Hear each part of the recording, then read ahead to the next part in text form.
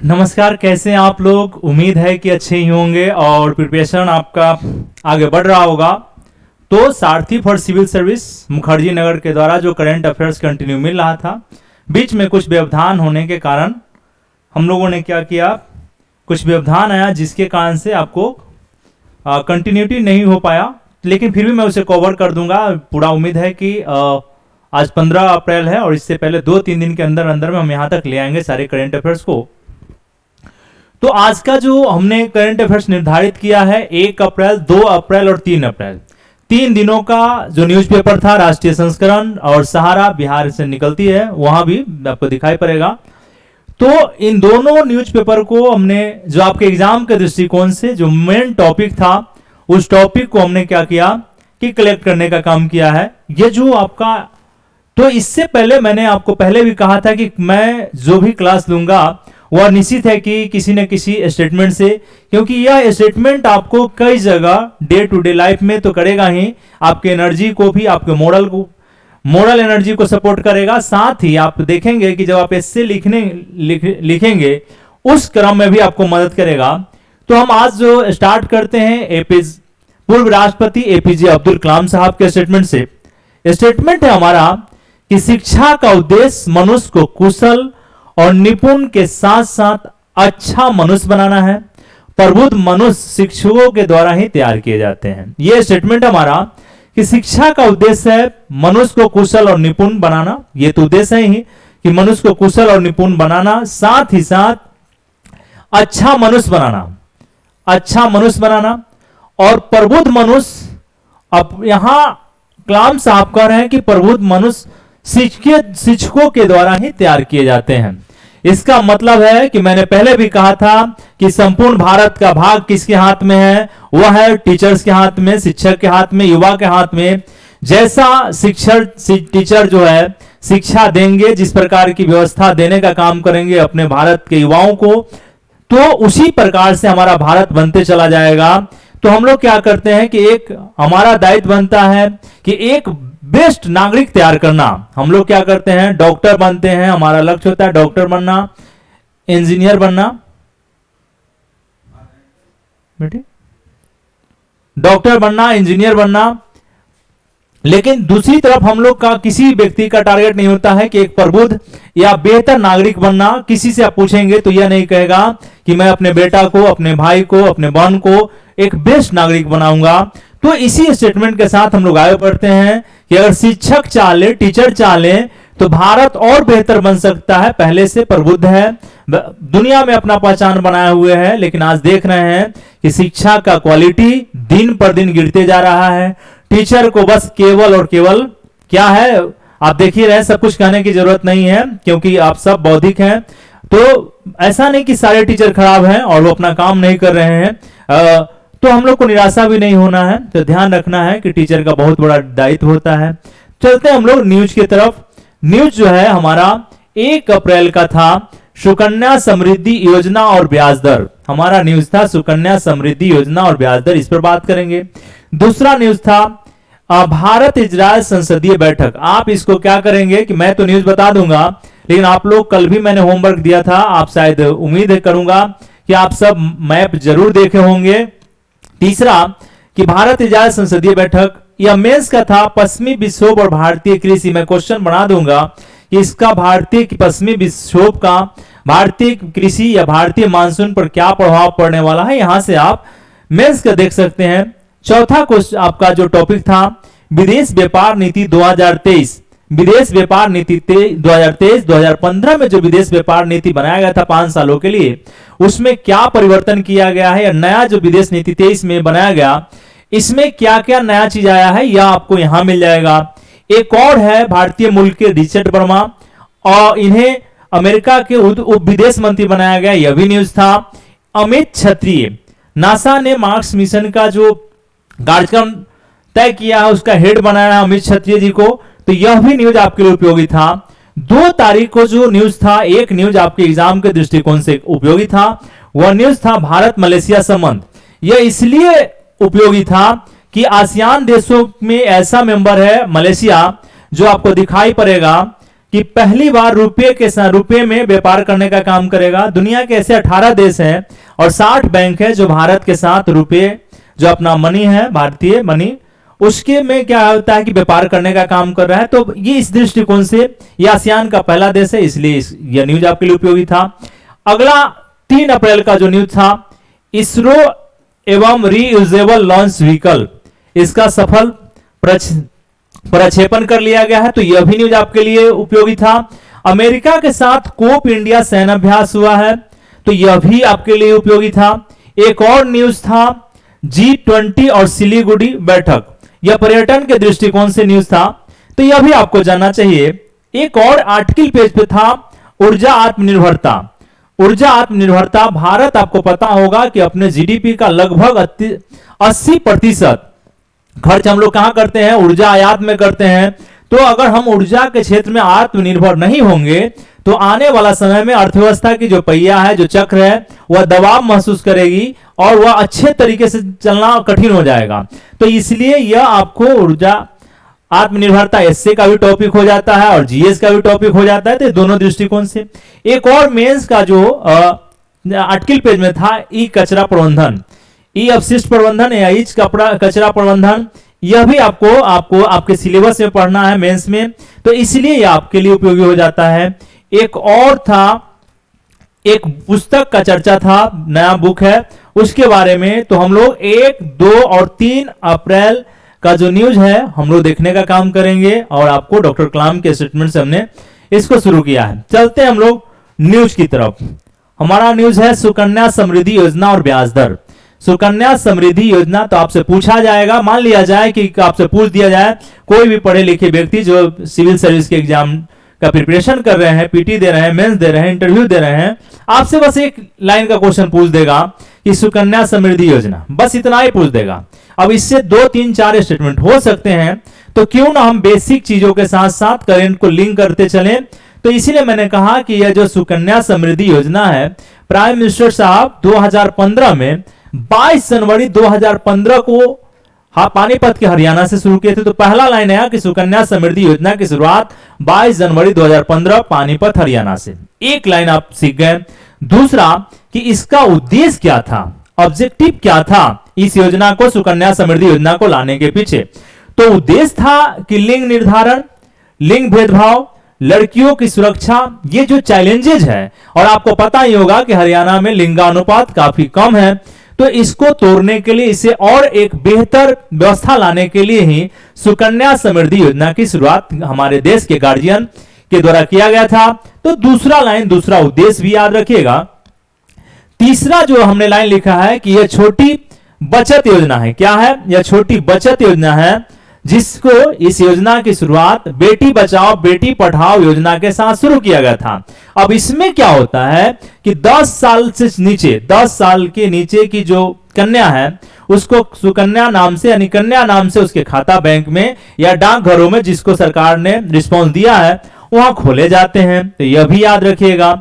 साथ ही इसमें क्या होता है कि आप अगर खाता अपने गुड़िया का खुलवा रही हैं, तो 250 से लेकर आप इसमें 1.5 लाख रुपीज जमा कर सकते हैं। और इस पर यह जो पैसा होता है, आप, हमारी बहनें, हमारी बेटियां 18 साल या 21 साल तक के उम्र को जब पूरा करती है, तो उसकी मैच्योरिटी पूरा हो जाती है, आप उस समय पैसा निकाल सकते हैं। अब क्या हुआ कि पहले जो था, भारत सरकार के द्वारा इस योजना पर, सुकन्या समृद्धि योजना पर 7.6% ब्याज दर मिल रहा था, 7.6% ब्याज दर मिला था। अब इससे बढ़ाकर 8% कर दिया गया है। सुकन्या समृद्धि योजना पर जो ब्याज दरें हैं, उसे बढ़ाकर 8% कर दिया गया है। तो यह आपके सुकन्या समृद्धि योजना से रिलेटेड अगर कोई भी स्टेटमेंट, कोई भी लाइन पूछा जा सकता है, आप पीटी में भी पूछे जा सकते हैं, मेंस में भी आप इसे लिंक कर सकते हैं, सोसाइटी लिख रहे हैं वहां लिंक कर सकते हैं, महिला सशक्तिकरण में लिंक कर सकते हैं कि भारत सरकार इस योजना को, जो खासकर जो बालिकाएं हैं, उसे समृद्ध बनाने के लिए और उसे सशक्त बनाने के लिए, उसकी आत्मनिर्भरता को बढ़ाने के लिए इस योजना की शुरुआत की। तो यह भी योजना आपको कहीं ना कहीं पीटी मेंस इंटरव्यू में, एसए में मदद कर देगा। तो इसलिए हमें लगा कि यह योजना आपके लिए उपयोगी साबित है, इसलिए मैंने आपको बताने का काम किया। अब बढ़ते हैं दूसरे न्यूज की तरफ। न्यूज क्या है भाई, गांव में ओडीएफ प्लस। अभी क्या हुआ है कि गांव में ओडीएफ प्लस, तो यहां देखेंगे कि 40% गांव, यानी 31 मार्च 2023 तक 40% गांव यानी कि 2,38,973 गांव ओडीएफ प्लस घोषित हो चुके हैं, या ओडीएफ प्लस घोषित हो चुके हैं। अब हुआ कि इसमें स्वच्छ भारत मिशन के द्वारा क्या किया गया है कि कुछ ऐसे राज्य हैं जो बेहतर प्रदर्शन करने का काम किए हैं। तो इसमें क्या है कि तेलंगाना एक ऐसा राज्य है जहां 100% आपको स्वच्छ भारत मिशन ग्रामीण क्षेत्रों में ओडीएफ को कंप्लीट किया है। दूसरा तमिलनाडु 95%, कर्नाटक 93.5%। तो अगर स्वच्छता से रिलेटेड, स्वच्छ भारत मिशन से रिलेटेड अगर कोई डाटा, कोई आपको जानकारी लेना है तो यह आपको ध्यान में रखना पड़ेगा। अब आया कि सर ओडीएफ प्लस की दर्जा कब मिलता है, यह लाइन है आपको कि ओडीएफ प्लस पूछ दे आपसे कि ओडीएफ प्लस की दर्जा कब मिलता है, तो ध्यान रखना है कि वैसे राज्य को ओडीएफ प्लस का दर्जा मिलेगा जो खुले में शौच से मुक्त होने का दर्जा को कायम रखते हैं, कि खुले में शौच से मुक्त हो गए हैं, उस दर्जा जो मिला है उसे कायम रखते हैं। एक साथ ही ठोस और तरल कचरों का समुचित प्रबंधन करने के साथ साथ स्वच्छता दिखाते हैं। यह ध्यान रखना है कि कोई पूछ दे कि ओडीएफ प्लस किस राज्य को मिलेगा, दर्जा किस राज्य को मिल रहा है, तो बताना है आपको कि सर वैसे राज्य जो खुले में शौच से मुक्त रखने का जो उनको दर्जा दिया गया था उसे बरकरार रख रहा होगा, और साथ ही वह जो ठोस और कचरा प्रबंधन है, ठोस और तरल कचरा प्रबंधन, उसे भी बेहतर करना होगा। साथ ही साथ आपको स्वच्छता भी दिखाई पड़ना चाहिए। अगर यह तीनों मानक को आप पूरा करते हैं तो कोई भी राज्य क्या होगा, ओडीएफ प्लस का दर्जा प्राप्त कर सकता है। तो यह ध्यान रखने कि इसमें आपको तेलंगाना, तमिलनाडु और कर्नाटक बेहतर स्थिति में है, और जबकि आप देखते हैं कि नॉर्थ इंडिया का जो स्टेट है वह काफी अभी पिछड़ा हुआ है, अभी भी खुले में शौच लोग जा रहे हैं। तो आसपास की और इस तरह का चीज है, तो उनको भारत सरकार या बिहार सरकार के द्वारा जो योजना प्रोवाइड कराया जा रहा है उसके बारे में आप बता दें कि भाई आप पंचायत से जुड़कर आप इस सुलभ शौचालय बनवाने का काम करेंगे। तो हम सब का भी दायित्व होता है, हम लोग पढ़े लिखे बौद्धिक जितने भी लोग हैं उनका दायित्व होता है कि थोड़ा थोड़ा प्रयास किया जाए, थोड़ा थोड़ा अगर हाथ बटाया जाए तो गांव, परिवार, घर, समाज और देश बेहतर होते चला जाएगा। तो यह न्यूज था हमारे लिए कि गांवों को ओडीएफ प्लस की दर्जा। यहां तक बात हमने समझा। एक और न्यूज था आगे, भारत इजराइल संसदीय प्रतिनिधि मंडल का आगमन हुआ है। तो इसमें क्वेश्चन वन लाइनर हो सकता है। क्या हो सकता है कि इजरायली संसद के जो स्पीकर है अमीर ओहाना, याद रखिएगा अमीर ओहाना के नेतृत्व में संसदीय प्रतिनिधिमंडल भारत आए हुए हैं। तो पूछ दे कि अमीर ओहाना है तो बताना है कि यह आपको जो नेसेट, वहां का पार्लियामेंट का नाम, इजराइल का पार्लियामेंट का नाम नेसेट है, वहां के जो स्पीकर महोदय हैं उन्हीं स्पीकर महोदय अमीर ओहाना का नाम आपको याद रखना है कि इजराइल के स्पीकर हैं। यहां बस इतना ध्यान रखना, अमीर ओहाना इजराइल से जुड़े हुए हैं। एक काम आप कर सकते हैं कि थोड़ा सा मैप पे जाके इजराइल का एरिया आप देखिए और वहां से जो चीज भौगोलिक कंडीशन क्या है, क्योंकि वह डिस्प्यूटेड एरिया है। आप देखेंगे फिलिस्तीन समस्या, हमास गुट के बारे में, ये गाजा पट्टी, ये सारे न्यूज वहां पे आपको दिखाई पड़ेगा। जॉर्डन से लेके सीरिया का जो एरिया है, आप वहां पे एक बार उसको देखना चाहिए आपको मैप पे जाके, क्योंकि थोड़ा सा होता है कि करंट में अब सब कुछ बताने का मतलब होता है कि बहुत लंबा हो जाएगा, और आप जानते ही हैं कि शॉर्टकट की दुनिया है। समझ रहे होंगे कि शॉर्टकट की दुनिया है, शॉर्टकट के माध्यम से लोग जल्दी चाह रहे हैं कि भाई यूपीएससी कंप्लीट कर जाएं। तो आप उम्मीद है कि जो कमीशन के स्टूडेंट होंगे वह जाके इसको मैप निश्चित देखेंगे। यह न्यूज था। एक मैंने एससे आपको दिया है होमवर्क में, और उम्मीद है कि आप इसको लिख रहे होंगे। मेरे तरफ से निर्धारित उससे एससे है कोविड काल और भारतीय स्वास्थ्य ढांचा। इस पर आप लिखिए, क्योंकि यह काफी लंबे समय तक चलते रहेगा। कोविड काल और भारतीय स्वास्थ्य ढांचा, कारण क्या है कि स्वास्थ्य ढांचा के साथ साथ वैश्विक प्रभाव के साथ साथ भारत के होलिस्टिक के सभी क्षेत्रों में कोविड ने क्या किया है कि प्रभावित किया है, चाहे रोजगार हो, स्वास्थ्य हो, महिला सशक्तिकरण हो, जीव जंतुओं, पशु पक्षियों सभी को प्रभावित करने का काम किया है।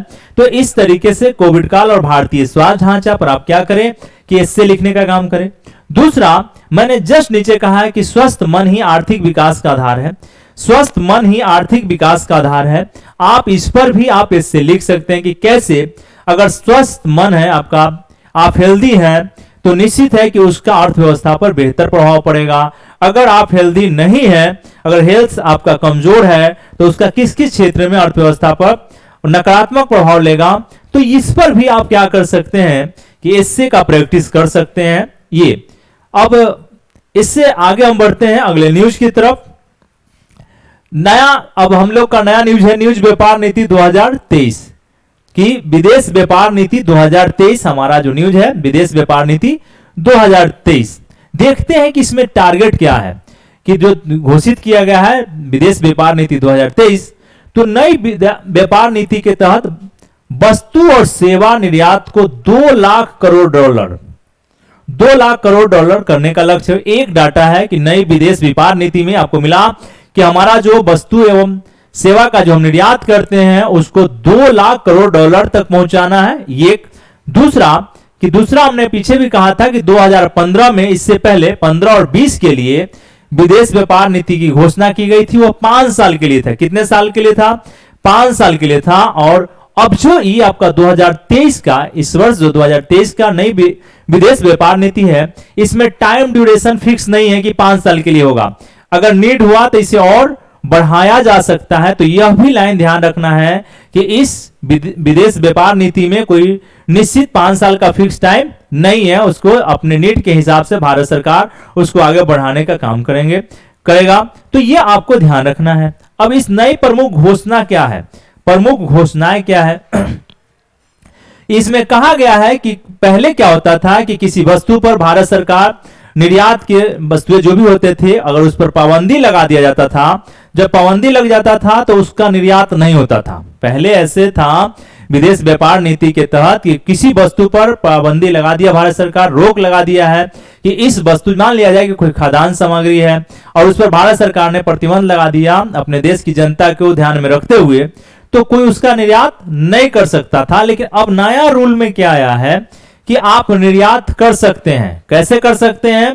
कि अब उन वस्तुओं का निर्यात हो सकता है जिस पर निर्यात पर भारत ने प्रतिबंध लगा रखा था। एग्जाम्पल दिया गया है उसमें कि जैसे मान लिया जाए कि भारत ने गेहूं के निर्यात पर प्रतिबंध लगा दिया है, तो फिर हम कैसे निर्यात करें? तो उसके लिए क्या है कि आप ऑस्ट्रेलिया किसी दूसरे देश से गेहूं आप खरीद सकते हैं और खरीदे हुए गेहूं का निर्यात दुनिया के किसी भी देश को कर सकते हैं। तो ये नई व्यवस्था आपको दिखाई पड़ेगा। कहा है कि अभी भारत गेहूं के निर्यात पर रोक लगा रखा है, लेकिन अब निर्यातक ऑस्ट्रेलिया से गेहूं लेकर निर्यात कर सकता है। यह भी नया चीज आपको दिखाई पड़ा। फिर अब क्या हुआ है कि रुपए में विदेशी व्यापार करने की इजाजत दे दी गई है कि आप रुपए में क्या करिए कि विदेशी व्यापार करिए। यह भी नया था। आपको यहां से नई विदेश व्यापार नीति में 10 नंबर का भी क्वेश्चन यूपीपीसीएस या बिहार में पूछे जा सकते हैं, तो इसलिए इसको अच्छे से प्रिपेयर करते चलिए। तो इसका अगला नाइल है कि पहले विदेश व्यापार नीति 5 सालों के लिए होता था, लेकिन अब समय का निर्धारण नहीं हो पाया है। समय का निर्धारण नहीं किया गया है इसमें। तो यह नया आपको पॉइंट दिखाई पड़ रहा है। बढ़ते हैं आगे। इतना आपको डाटा था। आपको डाटा, अभी हम 1 अप्रैल का बात कर रहे हैं। एक और न्यूज है आपका, रिचर्ड वर्मा भारतीय मूल के हैं, अभी पीछे जस्ट बताया हूं। और वे, उन्हें क्या हुआ है कि अमेरिका के विदेश उप मंत्री बनाए गए हैं। अमेरिका के विदेश उप मंत्री बनाए गए हैं। एक दूसरा पर्सनालिटी का नाम है अमित क्षत्रिय, नासा के मून टू मार्स कार्यक्रम का प्रमुख बनाए गए हैं। नासा के मून टू मार्स कार्यक्रम का प्रमुख बनाए गए। यह भी याद रखिएगा, ऑनलाइन कई बार आपको स्टेट पीसीएस में या वनडे के एग्जाम में पूछे जाते हैं। अमित क्षत्रिय, क्योंकि बहुत बड़ा प्रोग्राम है नासा का मून टू मार्स कार्यक्रम, तो इसके प्रमुख बनाए गए। 2 न्यूज था। अब आते हैं 2 अप्रैल 2023 के न्यूज की तरफ। भारत ऑस्ट्रेलिया, मैंने कहा कि रुपए में व्यापार करने के लिए जो टोटल 18 देशों के साथ हो रहा था, जिसमें पहली बार 2023 में आपको दिखाई पड़ेगा कि मलेशिया ऐसा आसियान देश है, जिसके साथ आसियान देशों में मलेशिया प्रथम ऐसा देश है जिसके साथ भारत और मलेशिया क्या करेगा, रुपए के साथ व्यापार करने का काम करेगा। तो यह आपको याद रखना है क्योंकि यह पूछे जा सकते हैं, कारोबार कर सकेंगे, तो यह डाटा आपको याद रखना है। दूसरा कि जो इसकी मलेशिया की राजधानी कुआलालंपुर है, वहां पे स्थित India international bank of Malaysia को भारत के सरकारी bank union bank of India के साथ बोस्ट्रो खाता खोलने की अनुमति दी गई है आरबीआई के द्वारा। तो आपसे पूछ दे कि बोस्ट्रो खाता क्या है, तो बताना है कि सर बोस्ट्रो खाता उसे कहते हैं या उस प्रकार का खाता होता है जो भारतीय रुपए में, कोई भी देश भारतीय रुपए में व्यापार करना चाहते हैं, उन्हें आरबीआई क्या करती है कि आरबीआई उन्हें इस प्रकार की खाता खोलने की इजाजत देती है। तो यह भी आपको ध्यान रखना है कि अगला लाइन कि आरबीआई 18 देशों के 60 बैंकों को रुपए में कारोबार करने के लिए भारत में विशेष बोस्ट्रो बैंक खाता खोलने की इजाजत दी है, जिसमें बोत्सवाना, फिजी, गुयाना, जर्मनी इत्यादि यह भी था। बात समझ आ रहा होगा। कोई पूछ दे कि बोस्ट्रो खाता क्या है, तो बताना है कि आरबीआई के द्वारा हमारे रुपए में कोई देश अगर व्यापार करना चाहता है तो बोस्ट्रो खाता खोल सकता है। यह आपको न्यूज था आपको भारत मलेशिया के संबंध में कि रुपए में व्यापार करेगा, तो इसलिए आपको यह ध्यान रखने की आवश्यकता है। यह भी न्यूज आपके लिए उपयोगी था। ठीक है, अब फिर न्यूज आया 2 तारीख के बाद 3 अप्रैल में, जो आपके काम का न्यूज था उसमें था 3 अप्रैल में इसरो व रीयूजेबल लॉन्च व्हीकल। यह न्यूज आपके लिए काफी साइंस एंड टेक्नोलॉजी के दृष्टिकोण से काफी उपयोगी हो जाता है। तो इसने आपको दिखाई पड़ा क्या क्या कि इसरो ने क्या किया है, रीयूजेबल लॉन्च व्हीकल जो मशीन है कि पुनः ऑटोनोमस लॉन्डिंग मिशन RLV-LIX का सफलतापूर्वक प्रक्षेपण किया है। पहला लाइन याद रखिएगा। यह प्रक्षेपण कहां से हुआ है, तो कर्नाटक स्थित जो चित्रदुर्ग स्थान है एरोनॉटिकल टेस्ट रेंज से, कर्नाटक से किया गया है। तो यह भी याद रखिएगा, कर्नाटक को याद रखने की जरूरत है। तीसरा कि इसमें चिनूक हेलीकॉप्टर का प्रयोग किया गया है, तो यह भी याद रखिएगा, चिनूक हेलीकॉप्टर का प्रयोग किया गया। अगर आपसे इसरो का रीयूजेबल लॉन्च व्हीकल का बात करें तो सफल प्रक्षेपण तो किया ही गया। एक तो कहां से किया गया है, कर्नाटक का एरोनॉटिकल टेस्ट रेंज से किया गया है। पहला लाइन आपको ध्यान रखना है। दूसरा कि चिनूक हेलीकॉप्टर का प्रयोग किया है, दूसरा की पॉइंट कि चिनूक हेलीकॉप्टर का प्रयोग किया गया है। दूसरा, तीसरा कि RLV रीयूजेबल लॉन्च व्हीकल किसे कहते हैं, यह भी आपको पूछा जा सकता है कि क्या है, तो बताना है कि ऐसे रॉकेट को RLV रीयूजेबल लॉन्च व्हीकल कहते हैं जो अंतरिक्ष से पृथ्वी तक सुरक्षित वापस आने में सक्षम हो। सुरक्षित वापस आने में क्या हो, सक्षम हो, उसे RLV रीयूजेबल लॉन्च व्हीकल या मशीन कहते हैं। तो यह आपके लिए, भारत के लिए बहुत ही बड़ा उपलब्धि है कि हम लोग क्या किए हैं कि रीयूजेबल प्रक्षेपण यान को सफल तरीके से प्रक्षेपण कर लिए हैं, परिक्षेपण कर लिए हैं। तो ये हमारे लिए काफी उपलब्धि की बात है कि अंतरिक्ष के क्षेत्र में भारत जो है, भारत की दिन दुगनी रात चौगनी होती जा रही है और वैश्विक स्तर पर इसने एक बेहतर पहचान बनाने का काम किया है। तो आपको यहां याद रखना है। फिर एक डाटा था कोप इंडिया सैन्य अभ्यास। तो पूछ दे कि कोप इंडिया सैन्य अभ्यास किसके बीच में हुआ है, तो आपको जवाब होना चाहिए कि सर ये अमेरिका और भारत के नौसैनिकों के बीच में। आप देखेंगे पश्चिम बंगाल के क्लाईकुंडा एयरबेस पर हुआ है।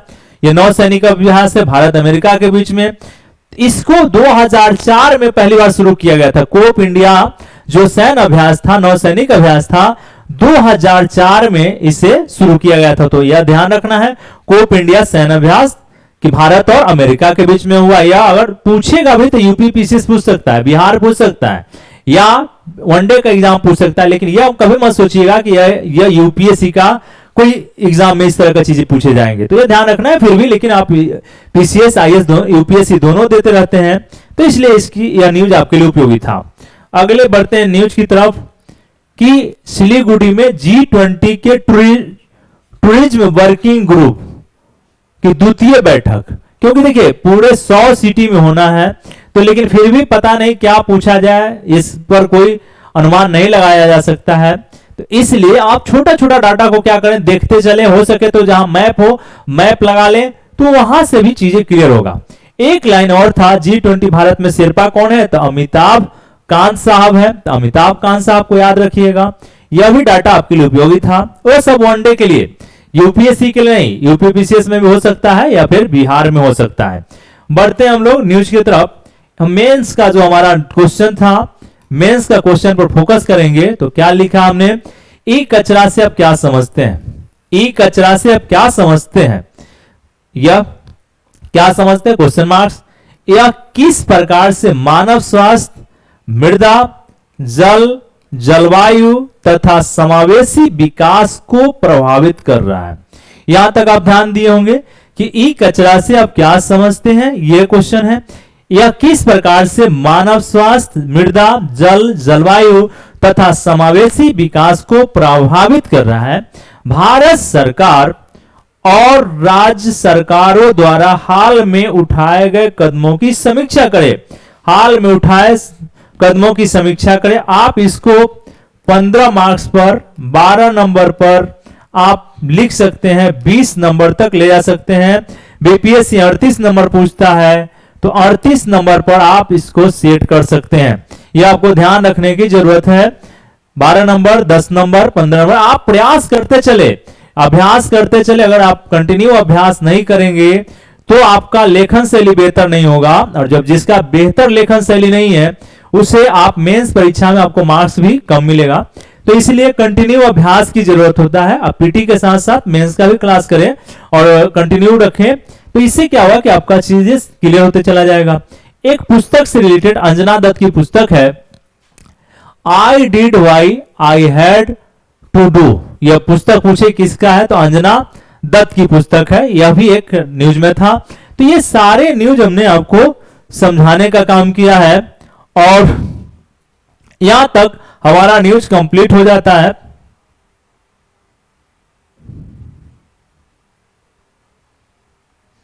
हमारा न्यूज कंप्लीट हो जाता है। तो आप अब जो है हमने आपको 1 अप्रैल, 2 अप्रैल और 3 अप्रैल का सारा न्यूज आपको बताने का काम किया हूं।